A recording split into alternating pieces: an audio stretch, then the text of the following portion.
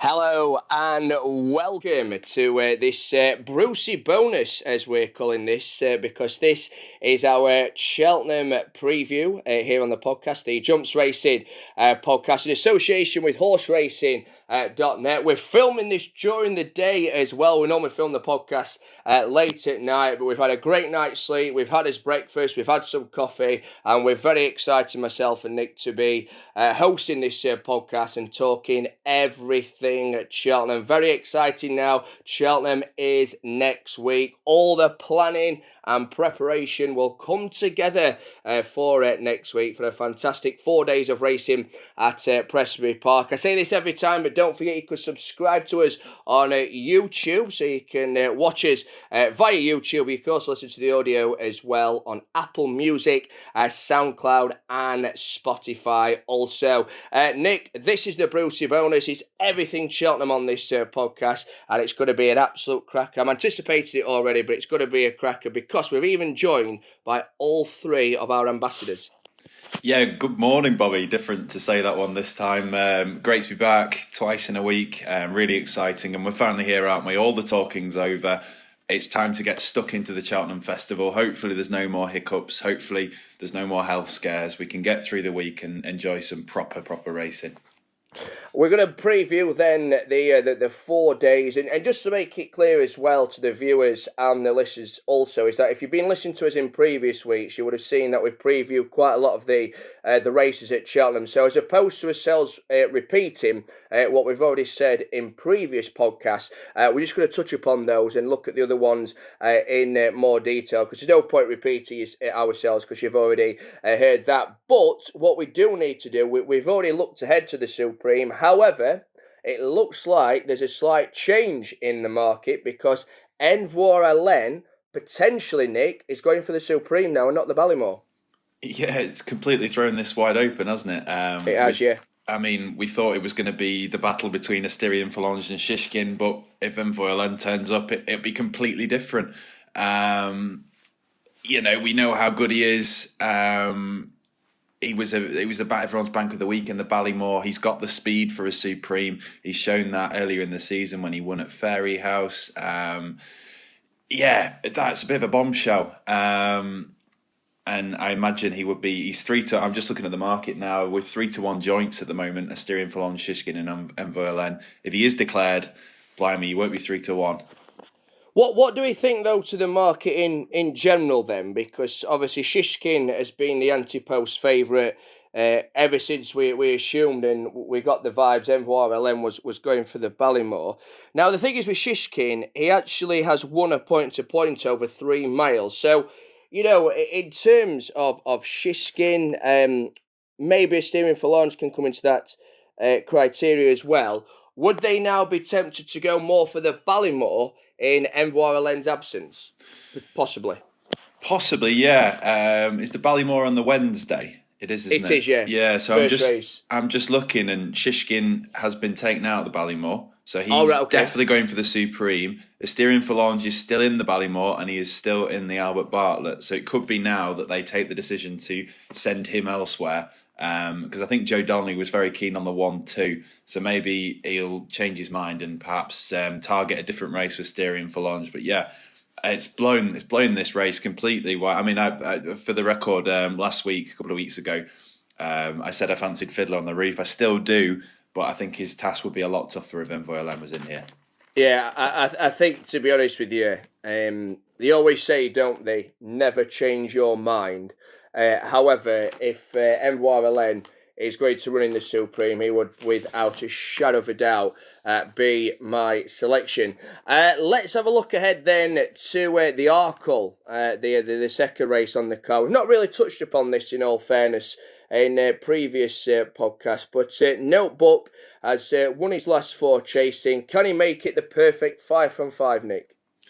No, as you say, we haven't said an awful lot about the Arkle because it's been one of the more wide open of the novice chasing divisions. It took a while for one to really head to the top of the market and the top of the division, and that is Notebook. He's undefeated over fences so far in 4 tries, and the market is dominated by the 2 Irish horses, Notebook and Fakir Dederis. Notebook took took the scalp of him over Christmas, and he's followed up since in the Irish Arkle. He's clearly a very, very smart horse. He's done everything asked of him so far. My suspicion is he probably isn't bomb-proof, which is why he's still about 11-4, even though he's got 2 Grade 1 wins under his belt. I think that this sort of scenario, there's 15 runners here at Cheltenham at the moment, at the time of recording. A big field scenario is going to ask something completely different of him, because at the moment he's been winning 5-6 runner fields bar his debut. There's a really interesting clip of him on Racing TV of him being absolutely lit up going to the post. And if he lights up in that way going to Cheltenham, it could really, he might struggle to recover from that. So temperament could be an issue. And this is a completely different ask. And Vakir Dederes as well. He won the Drin Moor earlier in the season, beat Sam Crow, lost nothing in defeat last time. I think this will suit him better because it's a stiff 2 miles, and the more of a test that it poses, the better. I don't think it's a foregone that Notebook will confirm the form with him. Just looking at a few of the others as well, Nick, brewing up a storm for the Ollie Murphy yard. He's 2 from 2 chasing. Now, he's not been seen since his win at Taunton. However, I've seen an interview with Ollie Murphy, and he's pretty much all systems going, ready for the Arkle as well. Yeah, the vibes. The most interesting thing about this are the vibes from the yard, isn't it? Ollie Murphy's very, very bullish about his chances. We know all about brewing up a storm from last year. He's a really, really likeable novice hurdler. Loads of strong form, and 2 from 2 so far. All right, they're not the strongest of races, and we haven't seen him since November, but he can't be discounted. He'll arrive here ready to go. The vibes are very, very strong. Richard Johnson booked to ride. Could be a big win for the champion. And yeah, you can't write him off, but I have a suspicion, as a novice last year, he's running more over 2.5 miles. His Taunton success came over 2-3. I think this will prove too sharp for him personally. Just looking at others in the market as well, one of my each ways is going to run in this, and that's Esprit de Large for the Evan Williams, won the Henry VIII last time out at Sandown, and I think he's a cracking each way. Won his last 2 over the large obstacles the time before. That was at Exeter back in November. Rouge Vif, though, this is the interesting one for me for the Harry Whittington yard. I was there when he won the Kingmaker at Warwick for Harry Whittington. It was very impressive that day, and as soon as the race was over, Harry was interviewed, and he pretty much said, yeah, all systems go for the Arkle. I think he's another one who could run a huge race in the field. Yeah, I think personally the angle in this race is to find one at a slightly bigger price, perhaps each way. I remember you being very impressed by Rouge Vif when you were there at Warwick. There was a lot to like about his Kingmaker. When this will be tougher, and the Kingmaker isn't an obvious trial for the Arkle, but it was strong form, and he'll come here with every chance. But I do agree with you. My best bet in this would be Esprit de Large as well. He's a Grade 1 winner. It probably wasn't the strongest renewal of the Henry VIII at Sandown back in December, but he did that really, really well. I don't think conditions will be a problem. He's proven he can handle anything from good to soft to heavy. And I think a breakneck pace will really suit him here. I think there's a few that will want to make it. He can sit off the pace and strike late on. The vibes from the Evan Williams yard are really, really good. There's a great piece on horseracing.net. Adam Morgan spoke to him last week. The vibes are really, really strong about Esprit de Large, and yeah, I think he'll go really well at about 14-1. We have touched upon the Champions Hurdle, haven't we, in previous podcasts? So we're not going about it for too much because it has been said in previous podcasts. But obviously, Honeysuckle, she's going to go for the mares. That's been confirmed now, so she's no longer the second favourite for the Champion Hurdle. But Epatante is still the market leader. She's not been seen since the Christmas Hurdle win under Barry Geraghty, built-in a silver streak on that occasion. Is she still the right favourite in your opinion? I don't really know, to be honest, because there's been these reports, hasn't there, that she's been coughing in the past few days at the Nicky Henderson yard. What I will say is, and I've been saying it all season, is this is one of the weakest renewals of the Champion Hurdle for a good while, and I don't think they've been very strong recently either. I will say as well, I know the connections of Honeysuckle have come out and said that she will go for the mares, but she has been left in the Champion Hurdle. So stranger things have happened. It wouldn't surprise me at all if they had a last-minute change of heart, particularly if Epatante maybe is a late non-runner or something if she doesn't improve. It sounds like she'll be okay, but it's wide open.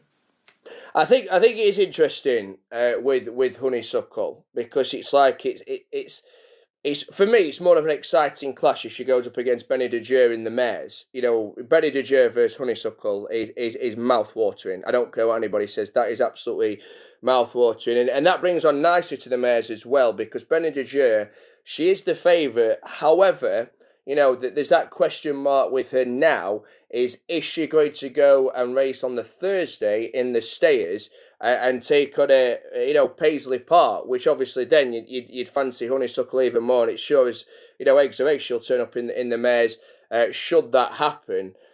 What would you do with Benny de Jure? Would you be happy for her to go to the mares, or would you let her have a pop at Paisley in the Stayers? Well, I think you have to think about the connections, and Willie Mullins, has a terrific record in this race. He generally goes for it, and the instinct of Mullins, as far as I understand, is to go for the race where they think that she's got the best chance of winning. If you approach it like that, it's got to be the mares. I think she's a class above everything else in this race, even Honeysuckle. We'll come to that in a minute, but it would be a risk to put her up against Paisley Park. Whether she could handle Paisley Park is a completely different question, but she obliterated a load of bona fide Grade 2 performers in the Galmoy in January at Gowran. The boys, she was far too good for them. She stays 3 miles. She'd be a fascinating contender against Paisley Park, but if she runs here, she wins as far as I'm concerned. She's been flawless. She would have won this race last year if it hadn't been for that final flight fall. I personally think she's a good couple of pounds better than Honeysuckle. For all that Honeysuckle is a wonderful mare, and I think it'll be a stunning race, she's done nothing wrong herself so far this year. In her career, actually, Honeysuckle, she's still unbeaten. She's won mares events as she likes. She had to grit it out last time in the Irish Champion over a distance that probably doesn't quite suit her. She's back up to 2.5, and she'll be a really stern test for Benny de Jure, but I do think that this mare's a class apart, personally. Yeah, I think it's going to be a very mouth-watering renewal of the mares, possibly, and I just hope it lives up to the hype. Can we just get a word on the Phil Kirby mare? The very talented as well, Lady Buttons, because she's got an entry for the Champion Chase. She's got an entry for the mares as well. But am I right to say that the vibes generally are for her to go to the Champion Chase and take on your likes of Defi de Soy, Altior and Chacun Pour Soi? I think so, yeah. That's as far as I've understood it so far. I mean, you'll hear later in the podcast Kerry as well. We chat to Kerry Lee later. She seems to think that she'll go for the Champion Chase. I think she deserves a chance. The owners, I think, are really keen to go for it. She's a wonderful mare. If she ran here, she'd have a chance, and she'd be a lively outsider in the Champion Chase as well. Probably be found out for a bit of class, but she deserves to be there, definitely. And, she's been an awful lot of fun for her connections, and it'll carry on. Superstar mare of the North, isn't she? Oh, she is. We're the unofficial Lady Buttons fan club, aren't we?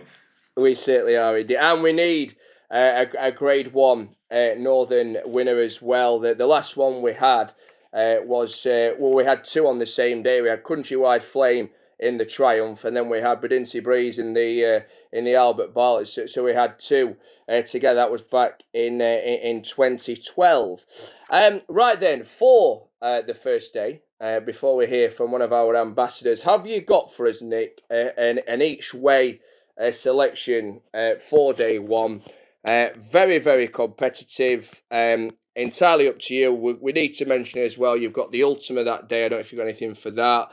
We've also got the what was the Close Brothers Novice Handicap. It's a different sponsor though this year. And then we've got the what effectively is the 4 mile, not quite 4 miles anymore, but we do have the 4 mile on that day. So have you got an each way selection for us at all? Yeah, I'll throw two at you because we sort of I'll reaffirm the Champion Hurdle because we jumped straight into the mares. I said a few weeks ago, and I still do. I think Petit Mouchoir is overpriced at 28 to 1. I think he's one of the most... He's super consistent. He's really come back into his own now, back over hurdles. He's run a couple of brilliant races to place in Grade 1 company. I don't think this is the strongest champion hurdle in the world. He's got proven course form at Cheltenham. I think he'll run a blinder at 28 to 1. He's probably not good enough to win, but he doesn't need to be at that sort of price. And the other one I do fancy, and again, this is another one you'll have heard quite a lot on the podcast if you listen on a regular basis, and that is a certain Lebroy. We talk about him a lot, don't we? He is entered in both the Ultimate and the Kim Muir. I'm not sure at the moment which one he's likely to go to. If he goes to the Ultimate, I think he's got a fine chance. We've said a few times he's shaped pretty well so far, right off his reappearance at Wetherby. Shaped reasonably well in the over the Grand National fences in the Beecher, and then I thought he ran quite well at Warwick as well last time. Very much building up to something. The Grand National is undoubtedly his main aim this season, but he's off a mark now of 1:45. He's slipping down the weights. He won the 4 miler here a couple of years ago or last year. He's got proven course form. If it becomes a test, he'll relish it. He can't be ignored off that sort of mark. And I'm gonna chuck in two as well, just because I don't want you to upstage me. My first one, and I'm hoping we get 8 runners or more, Esprit de Large each way in the Arkle. And then also, I'm going to chuck in this one in the Supreme as well, and that's Edward Stone for the Alan King Yard, who actually beat Fiddle on the Roof at Wincanton back in November. Then went on to win at Aintree. He was second last time out in the Supreme Trial behind Stolen Silver. I think Edward Stone could be a nice each way price as well. Now, as promised, we did say that we've been joined by all 3 of our ambassadors here on this very special Cheltenham preview Jumps Racing podcast in association with horseracing.net. And let's hear now from Longshot Ted himself, Ed Quigley. Well, to coin a phrase used by a certain journalist and broadcaster, there's not long now, and I'm delighted to say I'm joined on the phone by the man himself, Mr. Ed Quigley. How are you? How are we doing, Nick? I'm well. How are you? Good? Yeah, very good, thank you. I imagine you're frothing at the mouth with excitement now with just a few days to go. Oh, yeah, doing star jumps, cartwheels, handstands. No, I'd put my shoulder out again if I tried those. But no, absolutely excited, buzzing, cannot wait. Sun's been out over Cheltenham this morning. Yeah, lots of sun beating down. Due for another nice dry day on Saturday as well. So, yeah, various rain coming in. I know we've gone straight onto a going chat straight away, but that is the key point, isn't it? After, the wettest February since 1721 or whatever, the sun has started to come out. But how much rain arrives on the Sunday night and Monday will have a huge bearing on ground conditions, no doubt about that. And this is your Christmas, Easter, Hanukkah all wrapped into one, is it? Oh, it's a lot. I said to a previous employer, I cut my annual leave down to ensure that I could have Cheltenham off. So I didn't go down too well with the wife when she was looking at a holiday in the Caribbean. But anyway, yeah, that never actually happened. But yeah, I cannot wait. It's absolutely fantastic, and I'm really, really looking forward to it. So we won't waste any time. We'll have a look on a day-by-day basis, I think. So we'll start with the feature on the Tuesday, the Champion Hurdle, and it's Nicky Henderson's mare, Epatante, who's the 7-2 favourite. Oh, absolutely, yeah. She's been impressive, hasn't she, this season? Really slick performance at Kempton over Christmas time. Really impressed with that. She got from A to B very quick. I'm not saying she's binocular or anything like that, but when she jumps in that manner, she reminds me of that. Just her speed over obstacles, she does gain on her opposition. However, there are a couple of scares recently, haven't there been? You've had the issue with the coughing, which was flagged up by Nicky Henderson a couple of weeks ago, and you've got to look like the only time she's run badly, when she ran deplorably, which was at Cheltenham Festival 12 months ago. So, a couple of negatives in there against her. I mean, Nicky Henderson attributes that poor run to the flu vaccine, of which she had to have. I just think, look, she's probably the worthy favourite in a year where, as a lot of pundits have rightly touched upon, there's no real standout. You can almost throw a blanket over 7, 8, 9, even double figures amount of horses in here. There's not a lot between them on official ratings, and she is the one with her mare's allowance. Does look probably the right favourite, but there is still that just nagging doubt that she may just be better served by a flat track. But it is wide open. It honestly is. I've had to press you for a bet. Where I know you've tipped up Pendon Hills a few weeks ago on site. Is that where you're leaning, or has the picture changed? Well, it's funny to say that. It's one of those races where I backed Pendon Hills and obviously put him up for the online blog, and I've backed Super Sunday. I've backed those two anti-posts. I don't particularly fancy either of them.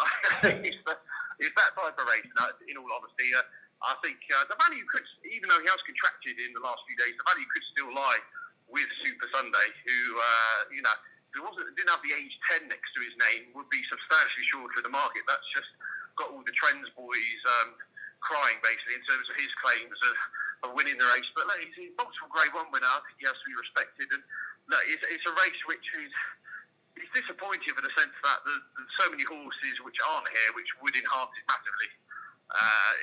No Bouvardin, no Classical Dream. Boy Allen ran it, probably be favourite. Altior would be favourite, ran it, etc. So, but nonetheless, it's a wide open, fascinating spectacle. My two beater field would be Pendon Hills and Super Sunday, but in all honesty, I don't say they have any great real conviction. I think there's 9 or 10 horses in here with valid claims. Okay, well, we'll jump from the from the champion to the Supreme Novices Hurdle, the opening race of the festival, and Gordon Elliott's caused a bit of havoc here because he's suggested that Mcguire could head here, and as a consequence, he's 3-1 favourite now.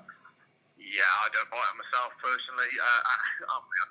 What he said is if the ground does go proper soft to heavy, more towards the heavy, they will consider switching him back in trip. But he's arriving in Cheltenham on Saturday evening, says to walk the course, and then whether he's going to take a view on that and then the weather forecast and then make his mind up. I'd say it's unlikely, but this is horse racing and things do happen. Clearly, if he ran in this race, he will be favoured and be a major player and take a lot of beating. But on the assumption he doesn't line up, I'm with Shishkin here. I know a lot of people want to knock him. He hasn't won a graded race, and he ran at Huntingdon, and that's like the cursed track as regards to Cheltenham winners, all this kind of stuff. But look, he's won head in his chest last 2 starts. I mean, the manner in which he picked up in soft ground at Newbury on the penultimate start was serious. And as I said, he ran in the Sydney Banks last time, absolutely bolted up. He wasn't racing against idiots that day. I mean, Chambelou's not a bad horse at all, and that was a decent enough field, and he didn't have to come out of second gear to beat them. So all this, does he really need to run in a Grade 3 to validate a load of trends? You know what I'm saying? I think he's potentially the most exciting in there.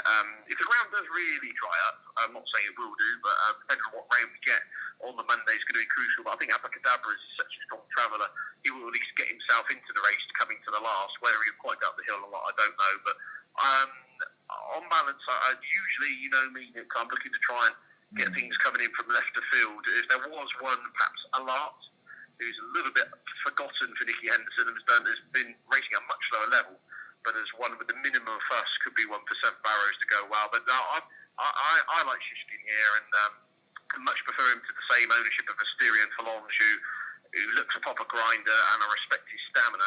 But I just think he might just be a little bit too slow, if that makes sense. And I think he would be served over better and over further. So no, Shishkin for me, I think he can get off the mark in the opener. From hurdles to fences, we have the Arkle Trophy as well on the Tuesday. What do you make of this favourite, Notebook, the Irish Raider, 11-4? Is that the right sort of price? I think it probably is, yes. On what he's achieved, it's the right price. What I'd be concerned about is, I thought he had a hard enough race last time out on soft ground. That you really had to go dig deep with him, and had that ding-dong battle, didn't he, with Cashback. And there's a lot of pace on in this race, isn't there? This could be a right on tear. I think it has to be said. So look, I'm coming round to brewing up a storm here for Ollie Murphy. Yes, okay, he hasn't had a recent run because he had a little hold up over the winter, but that might not be a bad thing when you look at his profile. Brewing Up a Storm does have an excellent record when fresh. I mean, his record, first time out for the season, if you like, is wonderful. And this more or less his first time out for the season for him. He's coming here off the back of not having had a run this year, had 2 chase starts, the form of which of his Carlisle run couldn't have worked out any better with Global Citizen and Good Boy Bobby in behind him, etc., etc. I think that was a very smart performance. And I really like his claims. I think this will be set up, coming from off the pace. Rich Johnson will be on board. I think, if the anything, the quicker the ground gets, that even more enhances his claims, if you like. I mean, he does handle soft. I think he's rock solid around the 6-7 to 1 mark. I'd be disappointed if he was out of the frame. But anyway, I don't think there'll be anything going better than him coming up the hill better than him. Whether he's got a little bit too far back and leaves too much to do, we shall see. But obviously, with top man on board, Richard Johnson, you do put your faith in him. Now, I know the fields are only really just starting to take shape in the handicaps, but are there any that are catching your eye at bigger prices? Yeah, well, it's been my two long-term anti-post fancies, and I've got no reason to desert them at all here. Number one, Kildesart in the Ultima. I think this horse has just started up really well, handicapped now off 150. He pulverised the opposition in the entry handicap off 148, gets it here off 150, so just that £2 higher, and ran a really eye-catching race in Kempton last time out on a track which really didn't look like it suited him. He was like a tight-turning track. He's a proper gross horse. If you see him in the paddock, there's a lot of muscle on him. He's a big thing. He's almost deceptively big when you see him compared to other horses. And so I don't think Kempton would have been his track. Of course, he ran Stormer here last year, Kildesart, in what was the JLT behind Lost in Translation and Defi de Soyen. And by all accounts, Vindication's going to run in the Ultima. Now, if you look back at last year's JLT, there was just a net between them. And Vindication runs here off 159, I believe. Kildesart 150. So there's a £9 pool for a net beating on that sense anyway, which Kildesart was neck ahead of Vindication, I should have said. So, look, I think he's rock solid from a handicapping perspective. Would be a bit nervous if real rain did arrive on Monday and it got very soft, because I don't think he's seen at his best as we saw the back end of last year when the mud is flying. But look, all in all, I think Kildesart, the value is starting to disappear, but there's no doubt in my mind he is well handicapped. And I should throw one more in the last race. Dayan de Kayak for Alan King, long-term fancy. Will have to shoulder top weight, or share top weight off a mark of 145, but looks to have been laid out for this. And I said they've been mixing it in and amongst some top-graded performers. He's got a lot of weight here, but should make his presence felt, I think, back in handicap company. Lots of form are cut in the ground. That won't be an issue, and I think a big run is on the cards there for Dayan de Kayak. We'll move over to Wednesday now, and the feature on this day is the Champion Chase. Looks at vintage renewal, they said. How are you going to attack it from a punting perspective? Absolutely. I mean, people are going a bit overboard about how good it is. I think this is one of the best races, Cheltenham Festival, I can remember for years. Absolutely terrific. How I'm going to tackle it is not at all, really. I think I'm probably going to watch it. I'm at the school play on Chacun pour Soir, anti-post up Lidslog, but I think it's brilliant. My wallet wants Chacun pour Soir, my heart wants Altior, my head probably says Defi de Soy. Look, it's just a fantastic race. All we really want, there's nothing silly to happen, like one of the outsiders fall to bring someone down or something. You want to see the protagonist there, don't you?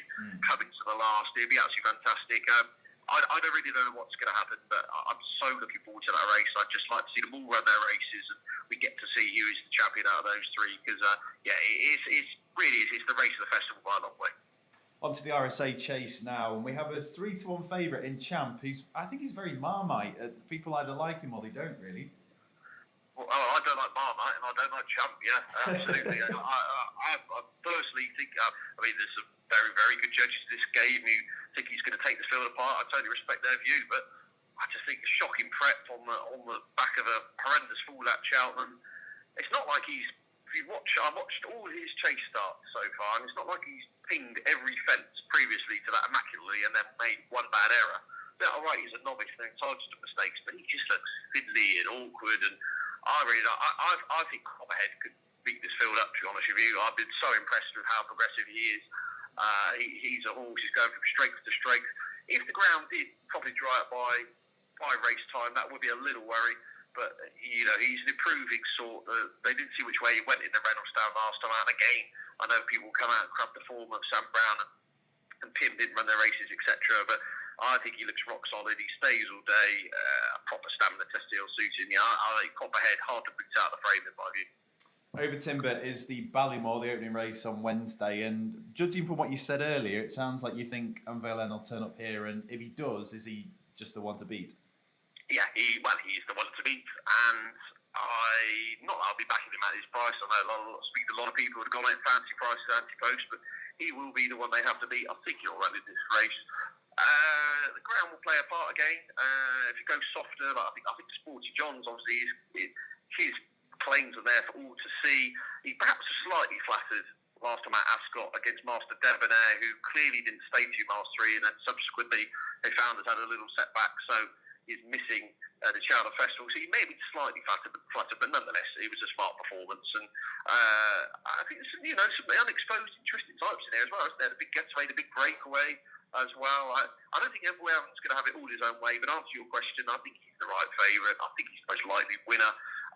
If the rains really did arrive, I think Longhouse Poet, who was finished about 5-6 lengths behind Everwell and was penultimate at the start, will get a lot closer.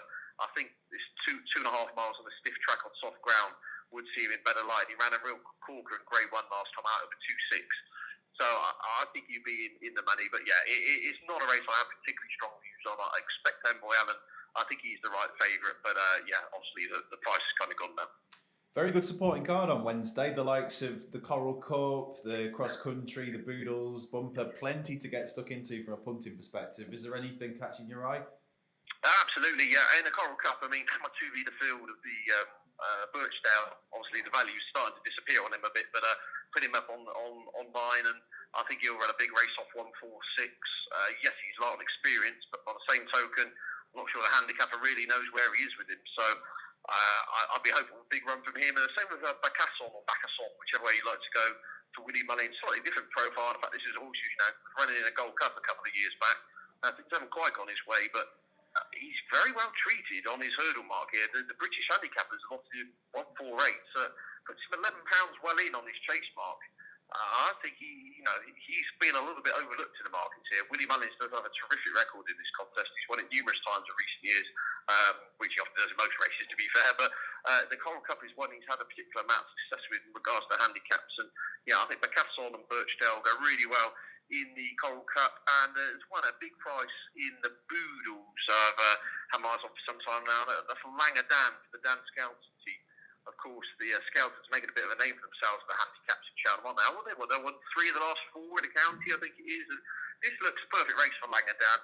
He finished second in Cheltenham at the back end of last year behind a well-regarded sort of Gary Moores, and then fluffed his line somewhat at Ludlow last time out with Beats when on top. But look, that was a slowly run affair, messy race on a tight track.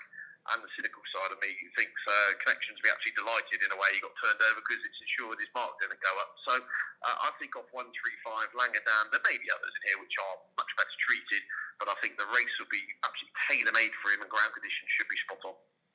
On to the Thursday now, St Patrick's Day, and the Irish won't be happy to say there's a British hot pot in the Stayers Hurdle, Paisley Park, 6-4 on. Can he be beaten? He can be beaten. Anyone can be beaten. He does look, of all the favourites during the week, he looks he looks the right one. He looks I was going to say as a banker, but I think he will take all the beating. Struggling to make a case why he won't win, if you know what I'm saying, other than something unforeseen happening. But yeah, I think Paisley Park wins the Stayers Hurdle. I think he will have a race on, though, is essentially what I'm trying to say. I think people are kind of just putting a line through and go, yeah, Paisley wins, on to the next. Look, you can say what you like about the likes of City Island and Somerville Boy, but they're both previous Grade 1 Cheltenham Festival winners. City Island's on a comeback mission back over hurdle. Somerville Boy ran really well last time out over 3 miles against Paisley Park. Wasn't being all that far by him, but he's only got to prove a little bit to really give him a race. And then of course you've got Epatante, Warren Greatrex, who absolutely hacked up at Haydock last time out. Admittedly, he beat 10-year-old Donna's Diamond, doesn't set the world alight, but Gavin Sheen says, well, when I popped the last, he had to really come out of second gear in order to win that race. And got to remember, he's only 6 and he's unexposed, and there should be a lot more proof to come for him. So look, there are others in here who I do think probably are yet to show their best, and perfectly could improve on what they've shown so far. But nonetheless, Paisley Park looks, as all the kind of favourites go for the week, looks the one I would be most surprised if he lost. The other championship race on the Thursday is the Rhino Chase. It's a fascinating make-up, this, because in a Plutar, Min, Frodon, Riders on the Storm, we've got a few with serious claims of winning this. You have, indeed. It's just one of those races where I'm looking glass half empty at them all. I find in the negatives more than perhaps the positives. But the one I'd probably come down to would be Plutar. Just Okay, he was in handicap company last year, but clearly enjoyed the track at a similar trip, and cutting the ground won't be an issue. And he's got some very smart form this season as well, hasn't he?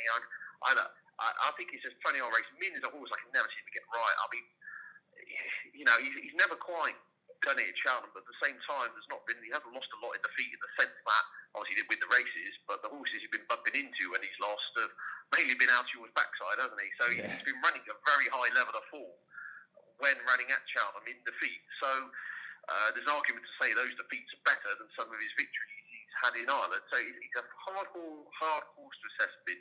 I think on balance, I'd be slightly in the Epatante camp. Frodon, I'd love to see it from the roof will come off the stand if Frodon just last in with a chance. But I just do wonder, A, whether Frodon is the horse he was last year, and B, looking at the potential lineup this year, he's not only going to have to repeat last year's performance, he's probably going to have to improve on it, I think, to beat Min and Epatante. So probably be against Frodon on balance. But yeah, a tricky race to sum up, I think, Nick. But Epatante, marginally my pick in this one. The opening race on Thursday is the Marsh Novices Chase. Now, are you a romancer, Ed? Are you going to tip up the Faheen story at 8-1? Absolutely no chance. No, waste of time. No. It's fantastic horse, isn't he? And he's bucking all sorts of trends. And to get a 12-year-old novice, grade 1 novice chase winner at Cheltenham Festival would be what is unheard of.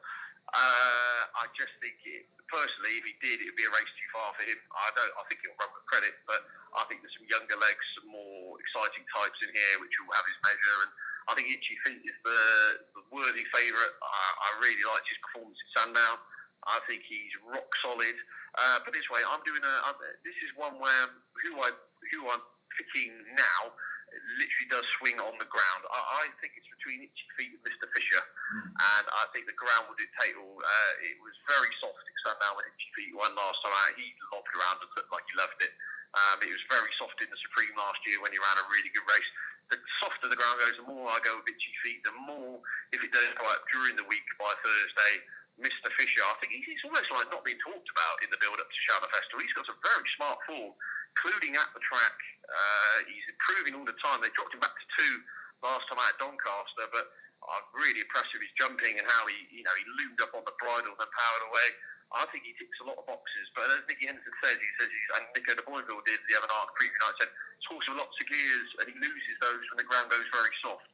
So I think I prefer the British Challenge in short. I think it's between Mr. Fisher and Itchy Feet, and I think ground will be a big dictator of that. Very, very competitive supporting card on the Thursday, the likes of the Kimya and the Pertemps. Is there anything catching your eye? Very tricky. I mean, Kilbrick and Storm is a bit of a horse I keep getting sucked into, off 140 in a handicap. I just think, surely he's got to have a big race in him, hasn't he, considering he's a previous Grade 1 winner at the festival. So maybe Kilbrick and Storm in the Pertemps. I did think one great tricks horse, Bob Marler, could go well in the Kim Muir. He's got a very similar approach to what Mr. Proach had, funny enough, who won this race for him a couple of seasons back. And that he's coming from the Edinburgh National into this contest. Well, I think Mr. Proach finished second in the Edinburgh National. Bob Marler managed to go one better. I see Mr. Proach won it off 138. Bob Marler did it off 140. So you get my drift here, Nick. Very similar profile, very similar, same age, they're both 8. And Bob Marler's got previous winning course form. He's won on good, he's won on soft. I think he's a bit underrated. He's around 25 to 1 or something. And, this has been the target all year. And I think he'll run a big race. Whether there's others in there who are better handicapped, I think that's probably the key. But I think he will run his race and he'll be ridden prominently. And I think he'll be there or thereabouts turning in. I'm feeling much better now because later in the podcast I've said the exact same thing about Bob Marler. So hopefully... Well, hopefully that's a good thing. Probably, it definitely isn't, mate. Fantastic. No, I think he'll run a big race. I do think he will. I spoke to Warren Greatrix last week, actually, and he is very, very confident, so fingers crossed. And on the Friday, the opening race is the Triumph Hurdle. We have a favourite in Solo who was very impressive at Kempton last time. Do you think the price and the official rating he's been given is an overreaction? I think his price is. I think he's the right favourite. It's one of those. If you believe he's really rated 157, he should be about even money shot, shouldn't he? Yeah, I think he is the right favourite. It's not a race I do have strong views on, in all honesty. I haven't had a bet in this. Well, I had a bet in this contest. It's not turning up. That was a Grand Roy from Nicky Henderson stable who actually hacked up last time, and then after already being scratched from the race. So that's pie in the sky now. Look, this should be a fiercely burn up, shouldn't it? With Goshen in there, All Mankind. It could be set for something to come off the pace, perhaps like the Psycho. You call it a Paul Nichols second string, could run a good race on it's just cutting the ground, but I think it's a muddling old affair, to be honest with you, Nick. One I'm happy to keep sprinters on my backside with. Another one that looks particularly muddling is the Albert Bartlett from a market perspective. It looks wide open, this, with Tyne Hill the favourite at the time recorded. Yeah, absolutely. Tyne Hill is a horse who seems to be divining big opinion at the moment. I personally think he won't flourish for 3 miles, providing the ground isn't ridiculously deep at the end of the week.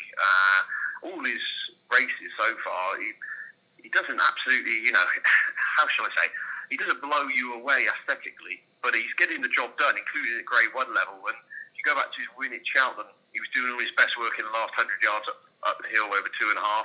And in the Challow in Newbury, Dickie had to get a bit serious with him, but by the line, the horse really hit the line, was looking better the further he went.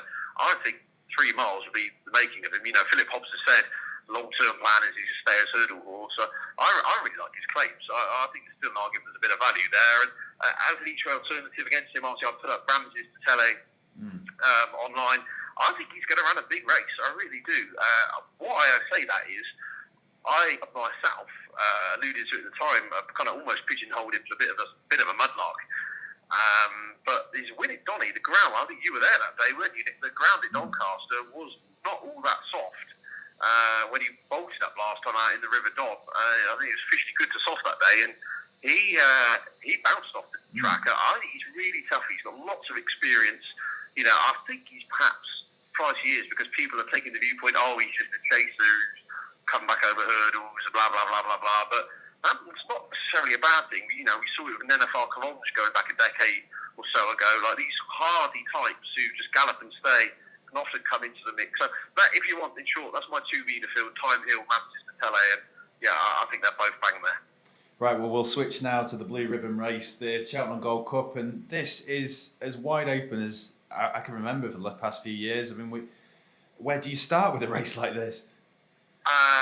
Yeah, very good point. I suppose you've got to start with last year's winner, haven't you? Alvin Photo, who similar prep to last year, the unconventional route, if you like, of Tramore into a Gold Cup. But look, it's worked before, could easily work again. I think this is a slightly stronger race than last year, I think it has to be said. But look, he's worth his weight in gold. I think he will take a lot of beating once again. But I think it's 4 or 5 in here with major claims. Santini, again, he's never always divided opinion. The phrase he's too slow keeps getting manded around, but I don't mind slow horses. Synchronised with a Gold Cup. Bobsworth wasn't exactly quick, so I've got no issues in that regard. It's just whether maybe he's a little bit light on experience. Would this just be his 6th chase start, 5th chase start, on top of my head? So in all but name, he's a bit of a novice. He's a novice chaser still, isn't he? If you like. But I was impressed with his win last time out for the fact that when he was asked to really go and win the race, he pulled away from Bristol Divine. And I believe he's going to wear cheap pieces because they popped him round Seven Barrows with some cheap pieces on. It really sharpened his schooling up by all accounts. So, yeah, he's obviously got major claims. But then, as I said, you can say this for a few of them, can't you? It's really wide open. What do you make of Clandezobo? I keep saying it, Paul Nichols couldn't have been more bullish about him. And the key to it is he thinks he knows how to train him now. That's the key to it. Well, I think I was on about average 180 to 1 on him to win last year's Gold Cup when he went up 92 on the morning, whatever. And if he goes and wins this year, go and lie down and start route. But look, I think coming here fresh could be the key to him. I think that will help.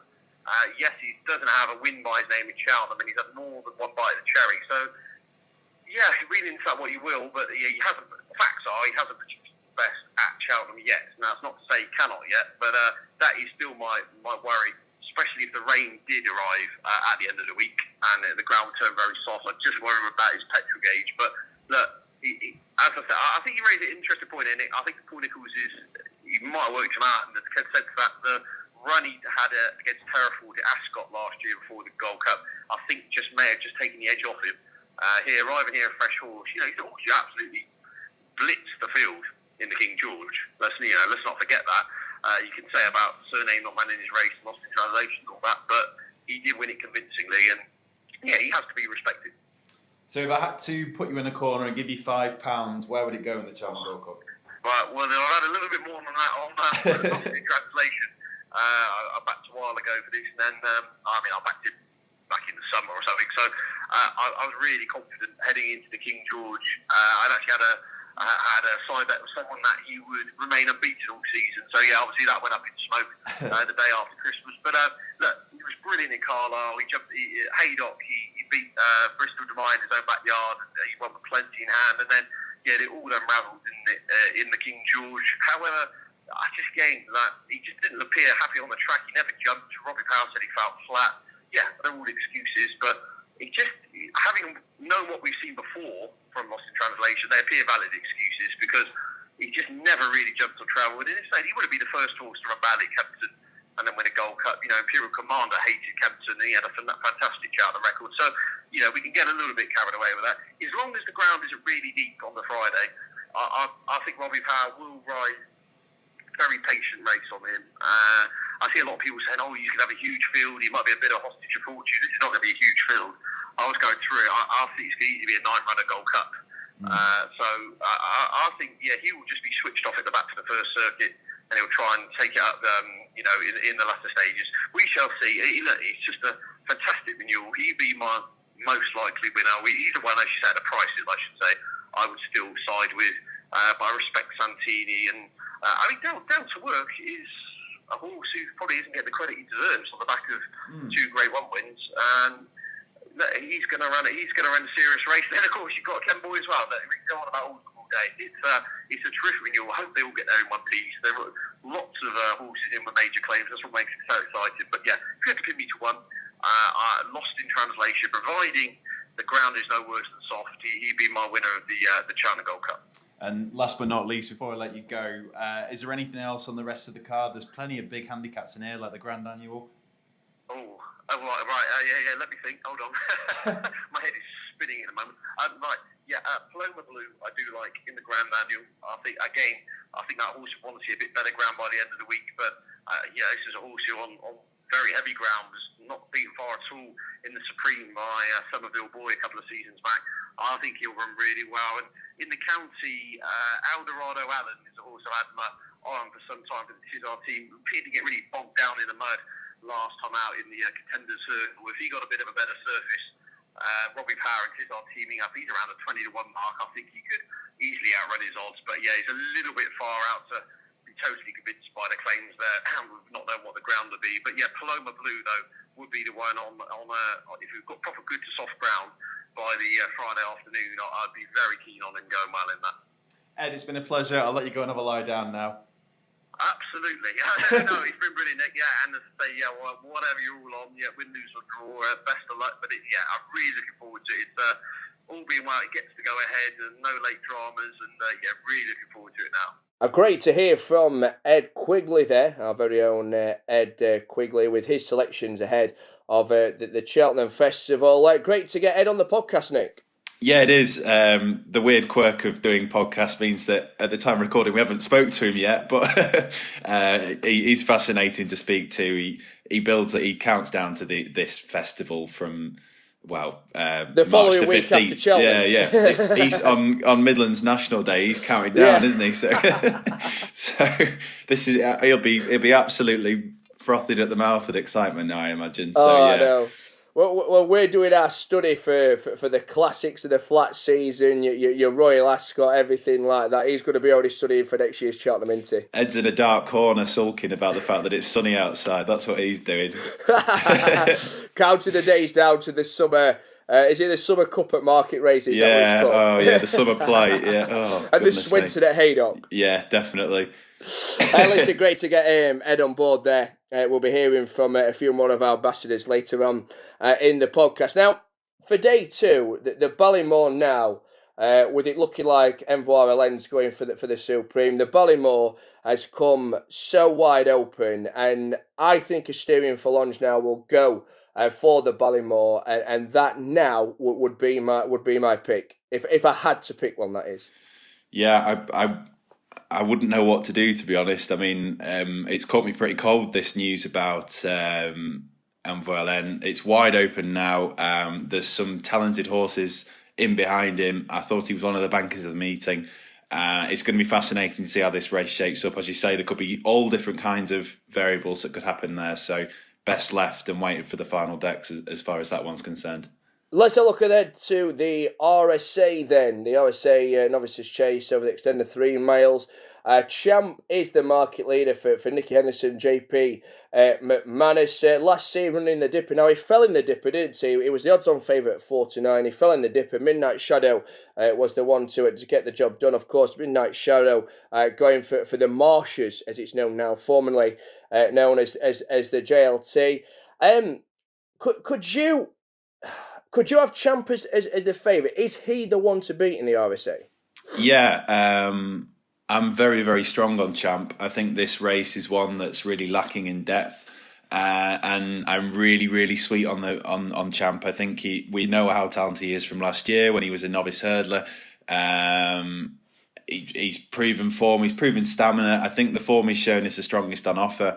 He was ready to absolutely hose up in the Dipper before taking that heavy fall. Obviously, it's a mild concern because it's a really heavy fall, but the vibes from the yard are that he's fine, he's bouncing at home again. We'll hear from Jerry McGrath very shortly.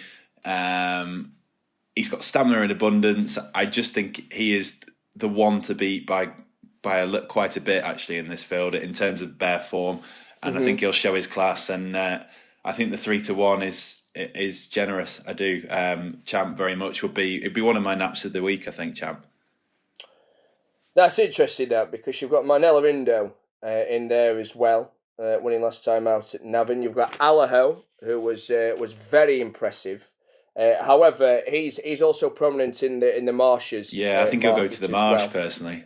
Yeah, I was about to say he'd go for the Marsh, but the one that does, I'm going to take you on here because I think Champ's beatable in the RSA, and I think the one to beat him is the Colin Tizard trained Copperhead. Who won the Reynoldstown last time out at Ascot. He's actually won his last 3. The previous wins came at Wincanton and then Newbury as well.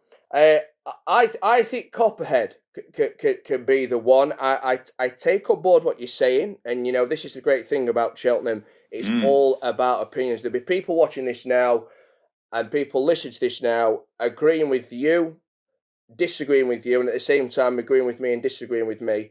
Maybe the latter for me. And disagree with both of us probably as well. True, very true. But I think Copperhead is going to get the job done myself. The performance last time out in the Reynoldstown was great, and I think there is going to be another big run in this 6-year-old gelding of the Colin Tizard Yard, and I think he'll get the RSA victory. Yeah, I can't knock that. He makes a very solid case, doesn't he? That form of the Reynoldstown is traditionally a very good race. Took 2 notable scouts in 2 for Gold and Danny Whizbang. Looks reasonably strong form. I think the more of a test this becomes, the better as far as he's concerned. I just think in Champ he will find a new level of rival. I don't think he's race one as good as Champ just yet, so it'll be interesting to see what happens.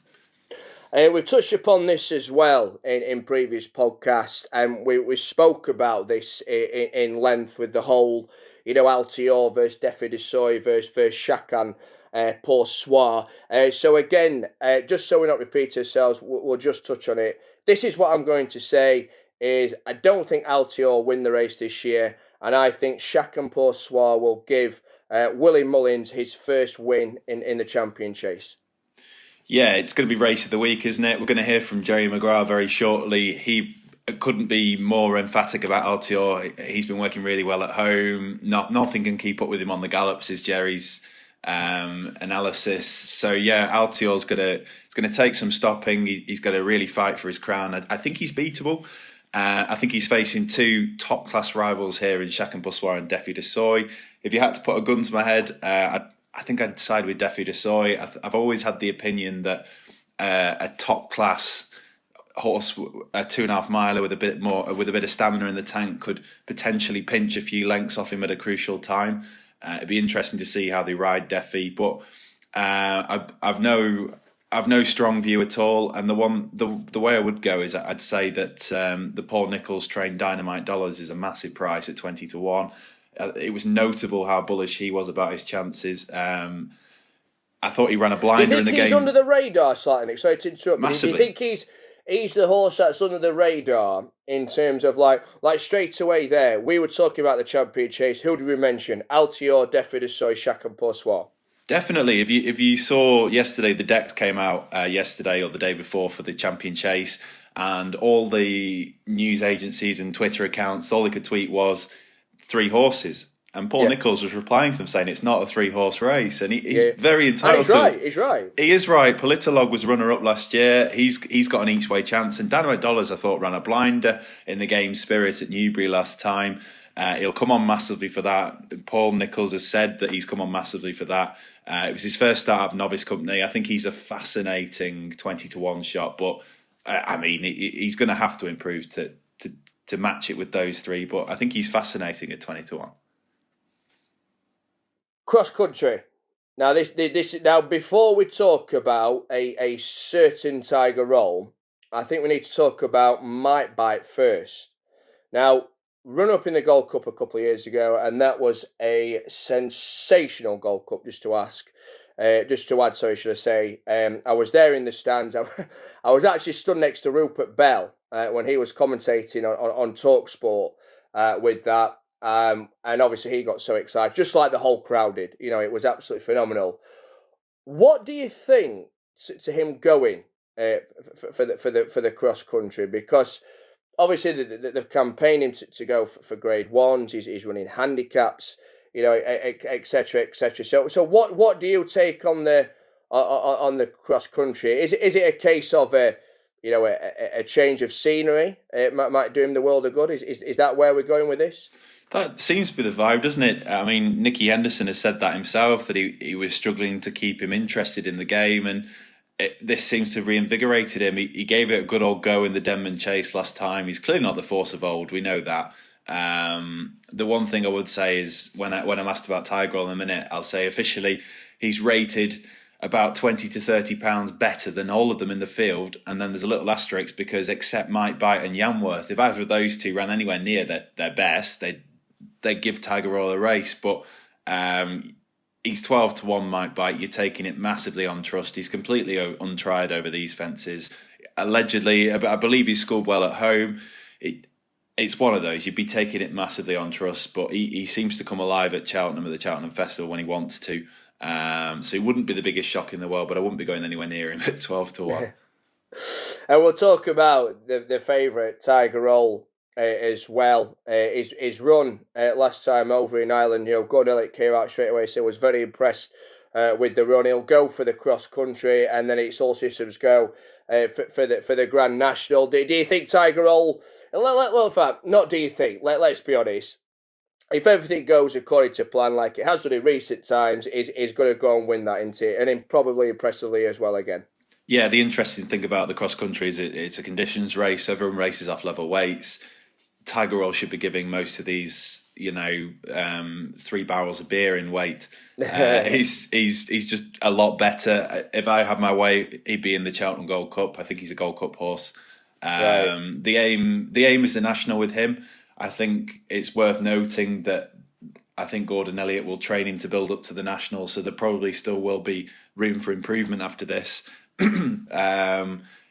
If he runs anywhere near his ability, he wins. He was really impressive in the Boyne Hurdle. I thought he shaped really well, and then just ran out of steam late on. He'll come on for that. He'll probably come on for this again. So I don't think he'll win by 22 lengths if he does win. But I certainly couldn't take him on at even money now. Just before we hear from Jerry McGrath, Nick, what's going to be each way bets or bets for day 2?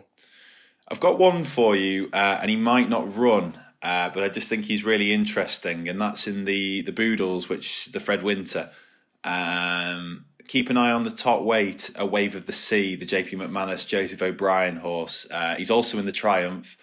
From what I've gauged, he is likely to go for the Triumph. He's been left in the Fred Winter. He won the Spring Hurdle, caused a real surprise by winning the Spring Hurdle at Leopardstown in February. Thought he did really well to win that. I think his form's pretty strong, and he's been given a mark of 142, which gives him top weight in the Fred Winter, but I think that's pretty lenient. I think if he runs to his best, I think he could be well in there. I think he'd go well. He's about 16-1 at the moment. As I say, he probably won't run because JP's got a few in both. Cerberus and Mick Pastor as well are also in both, so I imagine he'll go for the Triumph, but if he does run here, he's well worth a look at the 16th. I'm going to give you one for the champion bumper, and it's currently at the time of recording 33-1, and that is One True King for the Nigel Twiston Davis Yard. He's only had one run under rules. That came at Ludlow, also in a bumper. It was very impressive that day, in my opinion, at 33-1. I think he's a good each-way shout. There's quite a lot of positive vibes about the horse from the Nigel Twiston Davis Yard as well. So each way, One True King in the champion bumper is my each way selection for day 3. Now, before we look ahead to day 2, I beg your pardon. I said day 3 there, didn't I?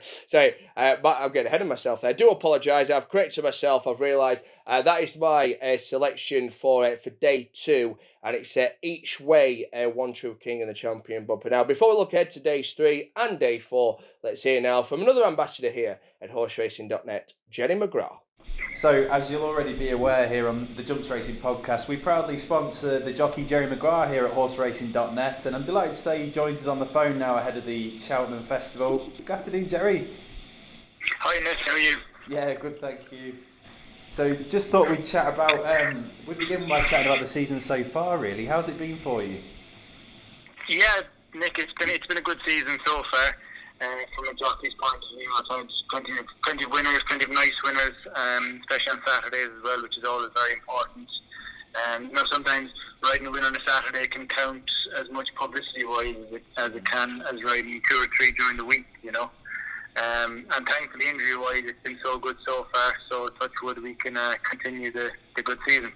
Yeah, it's been really nice to see you on the ITV cameras a couple of times on a few Saturdays.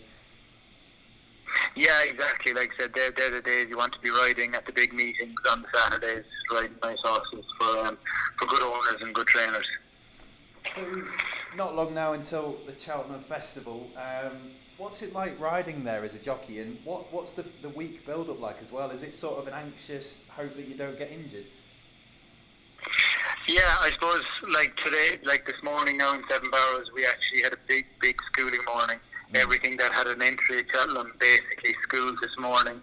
Barry Garrett, who's into ride JP's horses, and it was a very anxious morning too, because it's the final schooling session before the big week, and you just want everything to go right, and thankfully it did. There was no mishaps or no stupid falls or unseats. So it was an important day now today, and obviously between now and Cheltenham, you're just hoping, I suppose from a jockey's point of view, that the horses get there in one piece. Every horse gets into the race that you kind of expect them or want them to run in.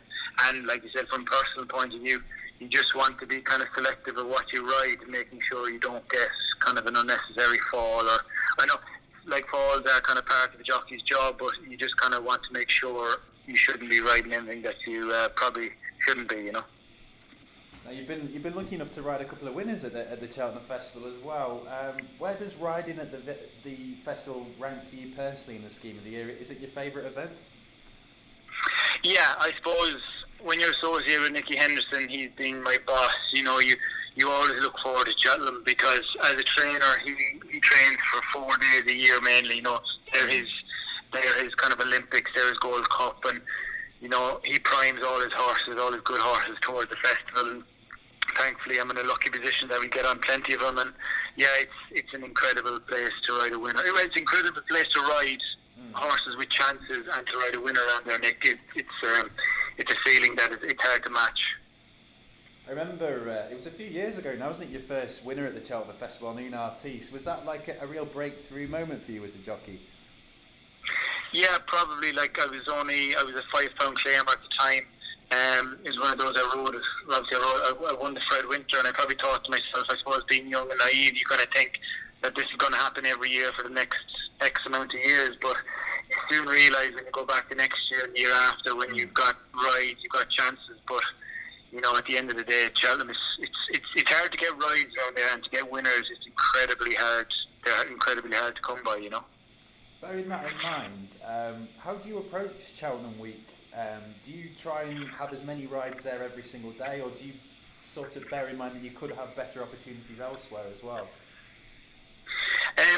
Like you said previously, Nick, because I'm associated with Nicky Henderson, every horse he runs there because it's got a chance. So probably we're very lucky that's in that scenario, you want to be there at Cheltenham, because even riding kind of second, third string horses for Nicky, they still have chances. So I'd be keen this year to go there every day if I can, as opposed to going to meetings elsewhere. Now, it looks like you'll have some lovely rides at the festival as well. We'll have a quick chat about some of them, and looks like you could have a ride in the Champion Hurdle. Yeah, fingers crossed now, Verdana Blue. She is in good form. Probably would like the ground a bit better for her, but she ran well in soft ground at Christmas in the Christmas Hurdle at Kempton. She finished 4th. She probably would have needed to run that day as well, and thankfully she's had a nice preparation. She schooled well this morning, actually upside Epatante, who's favourite for the race. And really looking forward to her, Nick. Yeah, I remember you two teamed up to win the Elite Hurdle a couple of years ago at Wincanton, and you must feel in this sort of year where it's wide open, if the ground comes right for it, she must have an each way chance at the very least. Yeah, definitely, and especially kind of at her price, I think she's kind of a 25-33 to 1 shot. It won't be for a lack of trying in it. From her point of view, she's an extremely tough mare. She stays very well, she jumps, and like you said, it is wide open this year, so she might just run into a place, or maybe even a bit better. Now, I remember last year you had a winner in the Rsa Chase, of course, thwarting 2 Trevor Hemmings horses in the process, but you could be riding in those colours this year potentially. Yeah, I actually worked Burbank this morning, and we're he's only 2.5 miles an hour handicap chase, but we're probably leaning towards running him in the Ultima. Even though he's a novice, he's a second season novice, and he's had a bit of experience in big field handicaps. So we're probably leaning towards a 3-mile option with him. And later in the week as well, you've got a lively outsider potentially in the Albert Bartlett with the Cashel-man, who's shown some really good form so far this year. Yeah, obviously it was a muddling old race, the last with Bangor, but before that he was probably his career best. He finished second on Newbury in a Grade 1 to Tyne Hill, who's actually favoured for the race. The Cashman, he's very tough. He was a very talented flat horse, and he's taken to jumping hurdles very well. He's very talented, and like I said, I'd probably want a bit better ground for him as well, but thankfully that's on the Friday at the Albert Bartlett, so hopefully we have a dry week next week, and I might just dry up nicely for him. Now, as you say, you're an inside man for us really down at Seven Barrows, so I thought I'd get some intel on some of the main hopes that are going to be running for Nicky Henderson next week. Starting with the Supreme Novices Hurdle, and he could potentially have 2 here in Shishkin and Chantry House that look really nice types. Yeah, Shishkin obviously is favoured for the race at the moment. He schooled very well this morning. He schooled with Palladium, who goes to the Fred Winter. But he's entitled to be favoured on all his form he's shown so far. He stays well, he jumps. But at the same time, Chantry House, if you were to work them at home together, there wouldn't be a whole pile between them. And he's proven he can act around Cheltenham too. He won around there previous to the festival. He's gone in there much bigger price, but probably a small bit overpriced in my opinion. We talked about Verdana Blue earlier in the Champion Hurdle, but Nicky Henderson's got an unbelievable hand here. He's got 4 others alongside her. Are they all working well at home as well? Yeah, and the vibes I got this morning is that he intends to run all 5. Obviously, Epatante is headed. Epatante and Pentland Hills are both right up there in the market. They've obviously Epatante. It was well documented. She coughed a few times last week, but she's done nothing wrong since. She schooled very well this morning. Barry Geraghty was very happy with her. And likewise, Penton Hills, he galloped this morning as well, and he's in very good form. Obviously, like I said, everyone knows now he's had a little wind surgery since his run at Haydock. And I wouldn't worry about the ground too much for either of them either, because they both go on soft ground. Penton Hills won the Triumph last year on soft ground, and Epatante won the Christmas Hurdle on soft ground. So I don't think they're too ground dependent. Now, one horse everybody will be dying to get an update on is Altior. How has he come out of that race at Newbury a couple of weeks ago? Yeah, very well, Nick. He actually, I followed him this morning actually in the schooling session, and the reason I followed him is because nothing can go upside him at home. He's incredible. He's definitely the fastest horse I've ever seen go up over 5 fences. He's like a rocket up there. And I was happy just to follow him away today and not to put the gun to my horse's head to try go upside him, because he's just incredible. He's in great form. His work has been very good. It's probably the best prep he's had before a run this season.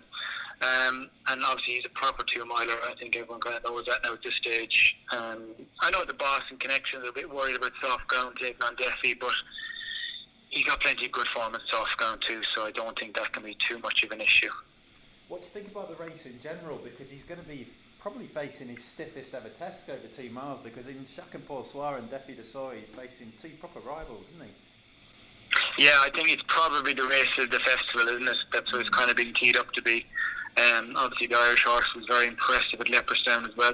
The one thing I suppose he probably does lack a bit of experience over fences. He's only had the 5 runs in a chase. And obviously Défi's just probably improved again this year. He's gone from strength to strength. But like I said, it's a race to favour, and I don't think it's really a betting prospect. It's more of a you'd be just watching it with intent to enjoy the race more than anything. Another horse with an exciting future is Champ. He had a nasty fall when last seen at Cheltenham. How's he at the moment? Yeah, he did. Obviously, that was very unfortunate. He's done loads of schooling since. He schooled on Newbury last week, just in a racecourse gallop, and this morning he jumped another 10 fences with Barry Geraghty on board, and he's in good form. His work has been very good. His jumping has come on an awful lot.